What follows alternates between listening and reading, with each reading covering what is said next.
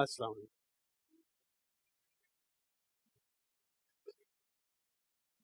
السلام علیکم. دیکھیں سائر لودھی نے یا میرے اور بھائی نے انہوں نے جو اسپیچ کیا تو جو ہے اس جیسا تو شاید میں اسپیچ نہ کر سکوں. بات دراصل یہ ہے کہ جو ہے مجھے جو ہے اس محدود مدت میں مجھے آپ سے جو ہے کچھ شیئر بھی کرنا ہے اور مجھے کچھ پرفارم بھی کرنی ہے. تو میرا میں جس گھرانے سے جو ہے میرا تعلق ہے وہ ایک بینجو کے موجود گھرانے سے ہے جسے دنیا میں جو ہے اس وقت ایک یونک پوزیشن حاصل ہے. تو آج کا ٹاپک میرے پاس یہ ہے کہ اپنائیت کی طاقت، جسے انگریزی میں the power of the ownership بھی کہتے ہیں. اصل میں سب سے پہلے بات یہ ہے کہ اس کی جاننے کی ضرورت ہے کہ اپنائیت کی طاقت ہوتی کیا ہے اور ہم اس کو کیوں محسوس کرتے ہیں اور یہ ہمارے لیے ضروری کیوں ہے. یہ ہے آج کا ٹاپک ہمارا. تو اس سلسلے میں ہمارے آرٹس اینڈ کلچر انتہائی اہمیت کا حامل ہے. جس طرح سے پچھلے کئی ادوار میں کئی دہائیوں میں بہت سارے آرٹسٹ آئے اور چلے گئے، جن میں بہت سارے ڈیزائنر، بہت سارے میوزیشنز اور بہت سارے فنکار شامل تھے.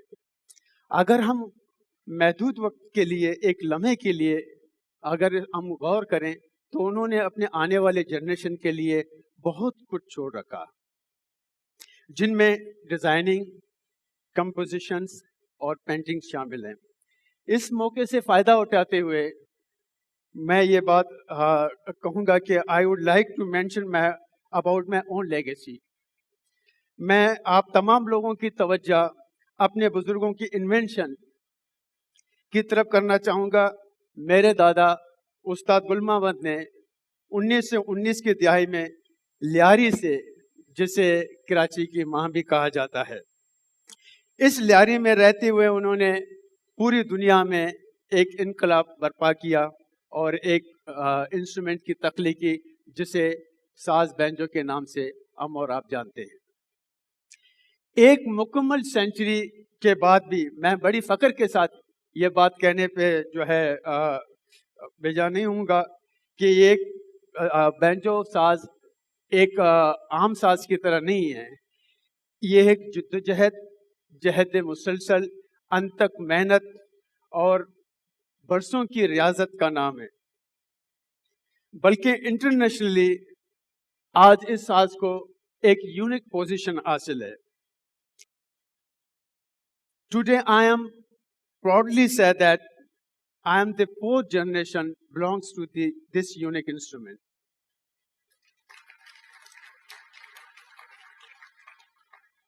چونکہ اس ساز کی انوینشن اسی شہر سے ہوئی، شہر کراچی سے ہوئی. میرے دادا نے اس ساز کو اون کیا، کراچی کے لوگوں نے بھرپور ان کے ساتھ دیا. اصل میں یہ ساز کراچی میں بسنے والوں کا ساز ہے، اس ملک کے ہر فرد کا ساز ہے. ہمارے گھرانے کا میراث ہے. یہ سارا کچھ فقط اپنائیت کے بلبوت کے تحت ممکن ہی نہیں تھا. ہم نے ہمیشہ لوگوں سے اپنا پیار شیئر کیا، کسی خاص قوم کے لیے نہیں، کسی خاص کمیونٹی کے لیے نہیں، کسی خاص فرد کے لیے نہیں. ہم نے ہمیشہ اس ملک کے لیے کام کیا، اس شہر میں بسنے والوں کے لیے کام کیا. آج نہ صرف ملک بھر میں یہ ساز بہت ہم فہم ہے، بلکہ ہمارے شاگرد امریکہ، U K, Sweden, Norway, Iran, middle east, India, Afghan اور متعدد ممالک میں ہمارے شاگرد پرفارم کر رہے ہیں. اس وقت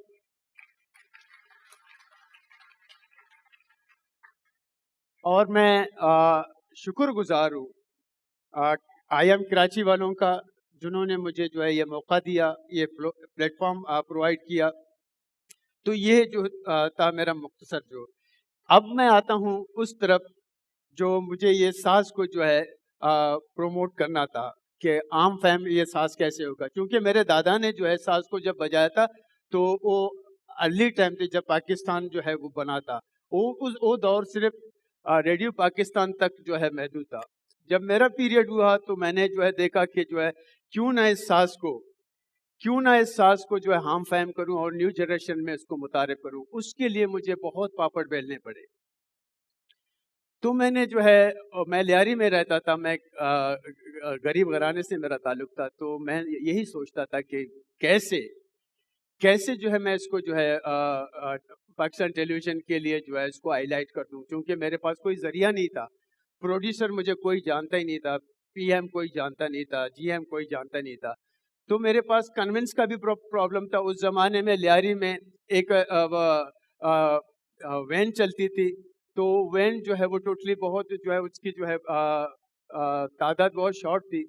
تو لیاری سے کراچی ٹی وی تک پہنچنے میں مجھے 1 گھنٹہ 1.25 گھنٹہ لگتے تھے, جو رک کے جاتی تھی وہ. تو وہاں میں جا کے لائن پہ کھڑا ہوتا تھا. تو مجھے جو ہے یہ بات بہت جو ہے مشکل سے میں نے جو ہے وہ فیس کیے. گھنٹوں بھر جو ہے لائن میں لگنے کے بعد جب میری باری آتی تھی تو مجھے جو ہے ریسیپشن والے پوچھتے تھے اندر صاحب کس سے ملنے کے لیے جانا ہے. میں اندر کسی کو بھی نہیں جانتا تھا. کہنے لگے یار یہاں تو جو ہے یہ پاکستان ٹیلی ویژن ہے, اندر ہم آپ کو کیسے بھیجیں گے جبکہ آپ کو اندر کوئی جانتا نہیں ہے. تو پھر میں واپس ریٹرن ہو جاتا تھا. گھر پہ آ کے میں روتا تھا, کیونکہ یار مجھے اندر کوئی جانتا بھی نہیں ہے, میں جو ہے کیسے جو ہے وہ اس کو ہائی لائٹ کر سکوں گا. یہ جو ہے سلسلہ جو ہے تقریباً 2-3 سال تک جاری رہا. تو ایک پروگرام میں مجھے جو ہے موقع ملا جس میں عبدالکریم بلوچ صاحب اس زمانے میں کے جی ایم تھے, وہ آئے تھے پروگرام میں. تو میں نے وہاں پرفارم کیا. تو عبدالکریم بلوچ صاحب کہنے لگے کہ یار یہ تو بہت اچھا پرفارم کرتا ہے, کہ آپ پاکستان ٹیلی ویژن کے لیے کیوں نہیں بجاتے ہیں. میں نے کہا کہ پاکستان ٹیلی ویژن کے لیے تو میں ضرور بجاتا, لیکن جو ہے میں پچھلے 3-4 سالوں سے جو ہے میں دیکھے آ رہا ہوں, مجھے تو پاکستان ٹیلی ویژن کے اندر بھی کوئی نہیں جانے دیتا. انہوں نے کہا کہ آپ آ جائیے گا, ہم آپ کو جو ہے سارا کچھ کر دیں گے. جب میں وہاں گیا تو جو ہے جی ایم صاحب نے مجھے کہا کہ آئیے بلوچ صاحب آئیے. میں وہاں جی ایم کے پاس جو ہے کھڑا رہا. تو جی ایم صاحب نے اپنے میز کے سامنے سے جو ہے وہ پین لے کے جو ہے مجھے کہا کہ آپ ایسا کریں, میں آپ کو جو ہے کوئٹہ کے لیے بھیج رہا ہوں, کوئٹہ میں آپ کو 2 آئٹم دے دیں گے, آپ نے وہاں بجانا ہے.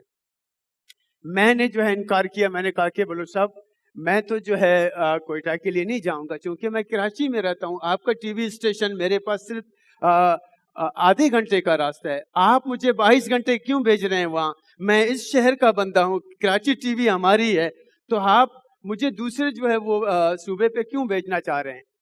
تو کہنے لگے آپ بلوچ ہیں نا, وہاں بلوچی جو ہے وہ آپ بجائیں, وہ آپ کا ٹائم پاس ہوگا. میں نے کہا کہ جو علم میں نے سیکھا ہے وہ انٹرنیشنل ہے, میں کلاسیکل آرٹسٹ ہوں, میں کلاسیکل بجاؤں گا. تو عبدالکریم بلوچ بہت ہی جو ہے وہ ایک سوبر, اور جو ہے انہوں نے بہت جو ہے آرٹسٹوں کو جو ہے انہوں نے جو ہے وہ چانس دیے. تو مجھے کہتے ہیں کہ دیکھیں کلاسیکل کے لیے آپ کا ساز موضوع نہیں ہے, آپ ہیں بلوچ, لیاری میں رہتے ہیں. لیاری تو جو ہے وہ بیکورڈ ایریا ہے. لیاری میں ایک ہی آدمی جو ہے وہ کلاسیکل بجاتے تھے, اور وہ عمر رسید آدمی تھا, انہیں بہت جو ہے سیکھا ہوا تھا, اور اس کا نام تھا خالق داد.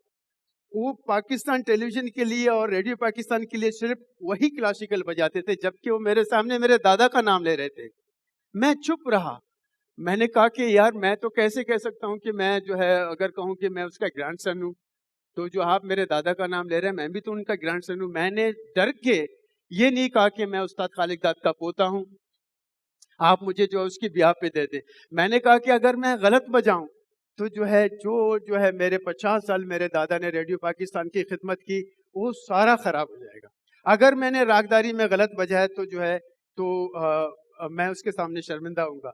تو میں نے کہا کہ آپ مجھے بتائیں کہ جو ہے کیا موسیقی عمر کے پابند ہے, کیا موسیقی کے لیے ضروری ہے کہ 50 سال ہونے چاہیے, یا موسیقی کے لیے ضروری ہے کہ جو ہے 70 سال کا بوڑھا ہونا چاہیے.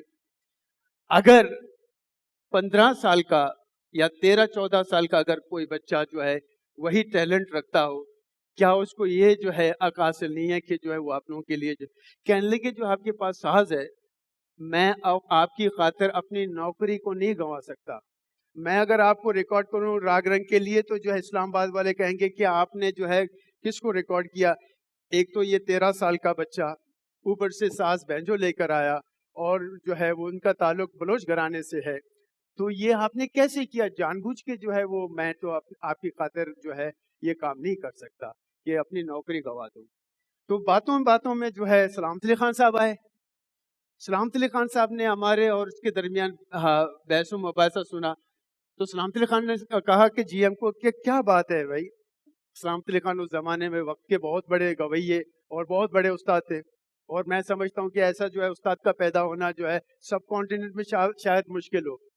تو انہوں نے کہا کہ کیا بات ہے کہ آپ کیا جو کہنے لگے یار یہ بلوچ ہے، میں یہ ساز لے کے بینجو لے کر آیا، میں ان کو کہتا ہوں کہ میں آپ کو جو ہے وہ کوئٹہ کے لیے بھیجوں گا، آپ جا کے وہاں ریکارڈ کریں بلوچی لیلا او لیلا بیاتر ابرا سیلا. تو یہ کہہ رہے کہ میں کلاسیکل بجاؤں گا. کہنے لگے اس میں کیا کون سی بات ہے، تو اس کو بجانے دیں. کہنے لگے خان صاحب آپ کہہ رہے ہیں؟ کہنے لگے ہاں اس کو بجانے دیں، اگر یہ بجا سکتا ہے میں ہوں اس کو سننے کے لیے. میں نے کہا کہ شکر ہے خان صاحب آپ نے جو ہے وہ میری جو ہے وہ لاج رکھ دی اور مجھے چانس دیا کہ میں جو ہے بجاؤں. تو میں نے جیسی جو ہے وہ کور سے اپنے جو ہے گرانڈ فادر کا بینجو نکالا، تو وہ بینجو دنیا میں یونک بینجو ہے، اس کو 100 سال ہو گئے. 100 سال پہلے جو ہے میرے دادا نے اس کو بنایا تھا، وہ ابھی بھی میرے پاس پریزرو ہے. تو جو چونکہ سلامت علی خان صاحب میرے دادا کے ساتھ ایک ہی سیکشن میں تھے ریڈیو پاکستان میں، جیسے ہی میں نے کور سے جو ہے بینجو کھولا تو اس نے یکدم سے بینجو کو دیکھا، تو وہ سمجھ گئے. ابھی بھی میرے پاس بینجو ہے، وہ اس نے جو ہے میرے گرانڈ فادر نے سارنگی اور دلربا کی کمبینیشن پہ جو ہے بنایا تھا. اس کے نیچے دو تنبیاں بھی ہیں جس طرح ستار کی تنبیاں ہوتی ہیں. تو انہوں نے دیکھا بغور سے اور مجھے دیکھا، کہنے لگے کہ یار یہ ساز تو استاد خالق داد کا ہے، لیکن اب پتہ نہیں جو ہے اس کا یہ کیا لگتا ہے. تو میں نے کہا کہ خان صاحب آپ کی اجازت ہے؟ کہنے لگے ہاں. بشیر خان صاحب طبلے پہ تھے. تو میں نے راگ مجھے اچھی طرح یاد ہے، میں نے بسنت کی کوئی آستہ ہی سنائی. 2 منٹ کے بعد انہوں نے کہا کہ رک جاؤ. عبد الکریم بلوچ صاحب کو کہنے لگے کہ کہنے لگے یار اس بچے کو حاجی ریکارڈ کر دو.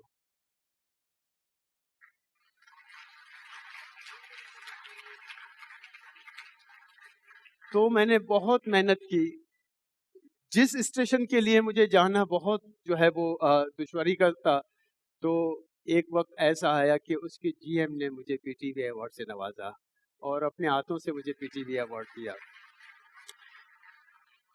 اور اس طرح سے جو ہے ہم نے جو ہے پھر اس کی جو ہے وہ منزلیت کو آگے بڑھایا.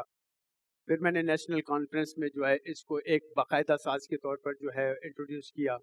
تو وہاں مجھ سے پہلے جو ہے یہ ساز وہاں انٹروڈکشن جو ہے کسی نے نہیں کروایا تھا. پھر میں نے جو ہے وہ تہذیب فاؤنڈیشن کے لیے کام کیا، متعدد ریکارڈنگس میں نے پلے کی ہیں. پھر مجھے جو ہے best classical banjo artist of Pakistan, نگار پبلک ایوارڈ لاہور کا. مہندی حسن صاحب سے کسی نے پوچھا کہ آپ کس فنکار کو مانتے ہیں؟ تو مہندی حسن صاحب نے کہا کہ میں اس فنکار کو مانتا ہوں جسے جو ہے لاہور جو ہے وہ ایکسیپٹ کرے.